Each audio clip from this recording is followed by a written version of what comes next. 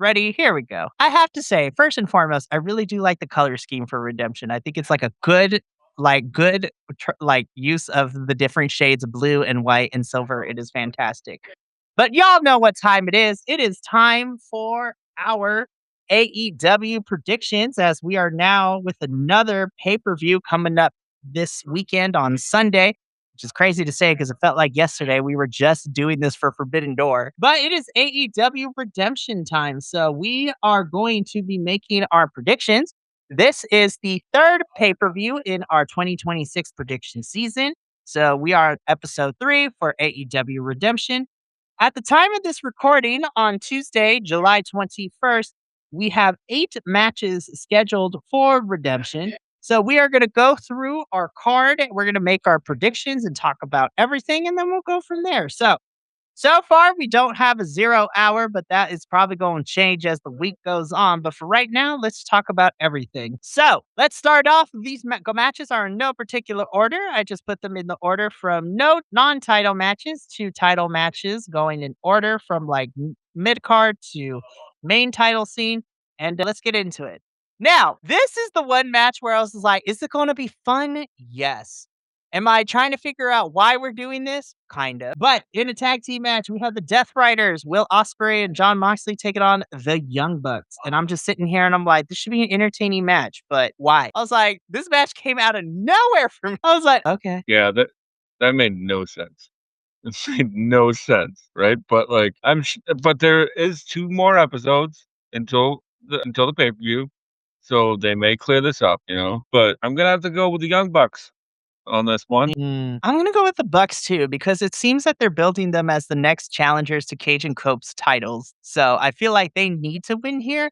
Now, this is not for points, but just because I'm a gremlin for chaos.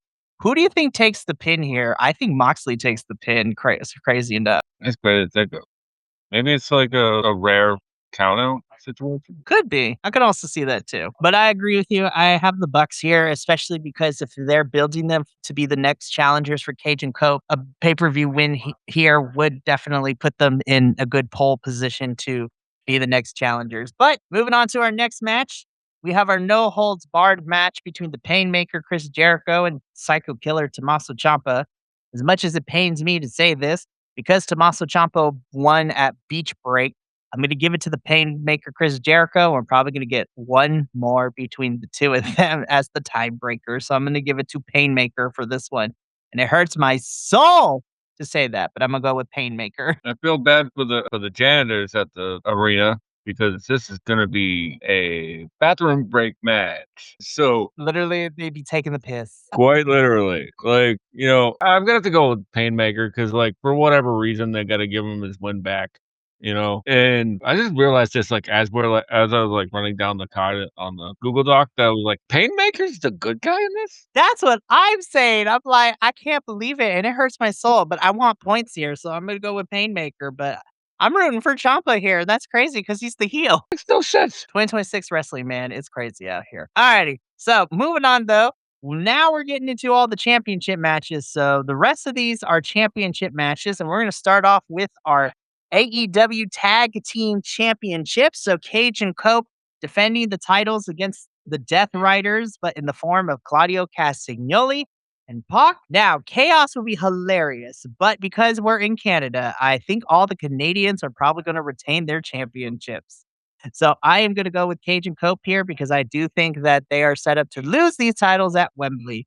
I would love to see Pac and Claudio win the titles, but I'm going to go with Cage and Cope here to retain the championships. What about you, Benny? Who you got? Yeah, I'm going to have to go with Cope and Cage because it's such a random match that, like, there's no way that Pac and Claudio are taking those belts. Yeah, I don't think so either. Plus, I think after Redemption, we're like 2 weeks out. Pac is going to be busy in Mexico with the Grand Prix coming up shortly. And I believe Claudio is also part of that too. We'll talk about the full list off air because Team World and Team Mexico is pretty stacked. But I agree. I think Cage and Cope are being set up to lose the titles at Wembley. And but should be fun. Yeah, that's all I got for this one. I think it'll be a good match because, like, I think the idea here is that, like, Pac and Claudio will probably give Cope and Cage their their best match yet into Wembley, Right. Oh my goodness. I agree with you. This should be a fun match regardless. Now, this match though, this match got potential banger written all over it, especially because of the amazing work both of them are doing. For the AEW National Championship, Mark Davis will be defending the title against Andrade. And so, of course, Andrade won the right to this match by defeating Jake Doyle this past week on Dynamite to face Mark Davis. This one's tough because I can make arguments for both. However, because the Don Callis family is still Pain in Andrade's side for all intents and purposes, I'm actually going to go with Mark Davis to retain here. I don't think that Andrade is going to win here, but I do think it's going to set up for Andrade to go full scorched earth and to guerrillas tactics the Don Callis family. So, but man, I would love to see Andrade hold some championship gold. Not even gonna lie, but I'm gonna go with Mark Davis here. I don't think Mark is losing this title yet, but I also think this is a setup for Andrade to go full scorched earth. But I'm gonna go with Cool. I'm gonna go the opposite. I'm gonna go with Andrade because he has the Dynamite Diamond ring. that is also very true. And he's probably the hotter hand right now. And because, Mm, like Davis is there, but well, what is he really doing? that's true. But like wildly fantasy booking here. I have no, Mm, I don't know this is gonna happen. I don't even know if I want this to happen, right? But like, what if formerly known as Santos Bar, right, ooh. shows up to help Andrade fend off the Don Callis family? Oh my god. If Santos shows up, I would lose my absolute mind. Right? And I know that, they're buddies at least, so why not, right? And I know he's a hell of a worker. Yeah. I've seen him before. He's a great little guy. Again, I did that again. He's a great wrestler. He's a great wrestler. So He is a great little you could say he's a great little guy because he is very short, and you could say it because I'm tiny as well. But honestly, I this match can go either way, but I would be happy either way to be completely honest, but I can also see your point for Andrade, but the real winner of this match is me because both of them are hot. Anyways, moving on. So, we already talked about we talked about the moment for Maya, all this and that. This one's probably one of the easier ones to pick. I got Shida retaining here. I will be shocked if Maya wins, but I think we still got lots to go with Shida, and I want to see Shida hold this title for for a little bit. So I'm gonna go with Shida here. So yeah, that's all I have for my reason. It's just like Shida, yeah, same. Moving on. easy and yeah. Moving on. Oh my God, Tony Khan, you're gonna break my heart, man. Like, why do you do this to me? Because my head, I'm gonna pick Kyle Fletcher, but my heart wants Bandido, and you're making me pick against my heart, and I'm mad at you, Cody. Antonio Khan, we got words and we got squabble, but this match is going to bang. AEW International Championship. Oh my God, I want Bandido to win so hard, but I'm picking Kyle Fletcher because I still think that we're getting that triple threat at Wembley between Kyle, Okada, and Takeshi. But I want my boy Bandido to win, man. Like, get this man a win. Anyways, I'm done crying. I got Fletcher. I'm of two minds on this one. My brain says that Fletcher retains. My heart wants Bandito to take the title off him because, Fletcher's already looking towards the future, and like he's already got like Okada. He's got like already lined up. Like if somebody comes up from behind him and then like Bandito and just takes all away from him, then you got some really great story elements there, I think. Like a crash out for Fletcher. I can see that. Man, I just want Bandito to win. I am okay with losing a point if Bandito wins because my heart will be happy. But we'll see what happens. Now, moving into our two main titles. First, the AEW Women's World Championship, Thekla versus Willow Nightingale. Willow Nightingale got this opportunity by winning the Casino Gauntlet match at Beach Break after returning from injury in quite a good fast amount of time, which was nice to see. Oh my God, this one's really hard. This one's really, really tough. Whereas Kyle Fletcher and Bandito was my head versus my heart, this one's really tough for me because this really can go 50-50. And the implications for either one of them winning, because unless we get a crazy thing happening, one of these two will be the opponent for Mercedes at Wembley. And I love both of them. Willow is always like, Willow's been my favorite since her introduction into this company, and she is just the light that keeps on giving. Thekla has really come into her own and to find herself and has been an awesome heel champion since winning the title. This is really tough for me, I went back and forth with this as I made this morning, and I'm still trying to figure out, but I ultimately think, and I wish it wasn't at the expense of her opponent, because I think that in a perfect world, these two would go on to do amazing things for Wembley. I'm gonna throw out the wild pick here. I have Willow winning and becoming new AEW Women's Champion here for this one. I know that's a long shot, but I'm gonna go with Willow, man. It hurts. I love Thekla, I really do, but I already went against Bandido, so I gotta go with Willow with my heart with this one. I love her to death, and I don't care if I lose the point. I don't wanna bet against Willow. I love her too much, but this one really is 50-50. But I'm gonna go with Willow to become new AEW Women's World Champion. Same. We're always wondering, when is it gonna be Willow's time, right? I think you give her the win here, and then she perhaps wins at Wembley to start the crash out for Mercedes, because that is something we still need to get back to. It's not a story you can just drop, Tony. That Owen Hart You've been Championship teasing it is the whole Yep. time. Yep, that Owen Hart Championship is the last title that Mercedes has, and she has yet to get a win over Willow because, again, Willow beat her for the TBS Championship back in January, so let's keep it going, man. Let's keep this going. Yeah, what seems to be Mercedes' kryptonite. Never forget that she also beat her for the NJPW Strong title on during its debut.